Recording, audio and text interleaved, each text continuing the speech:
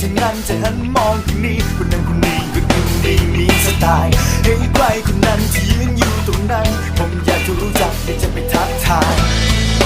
สายตาของเธอจึงดูสดใสครับตอนนี้เรามาอยู่กับวง Sun of Siam กันแล้วนะครับเรามาทำความรู้จักกับวงเขาดีกว่าครับคนแรกครับสวัสดีครับผมโมนะครับน้องนำครับสวัสดีครับผมตั้งนะครับมือกีตาร์ครับแชมป์มือกลองครับเอสครับกีตาร์เหมือนกันครับเป็น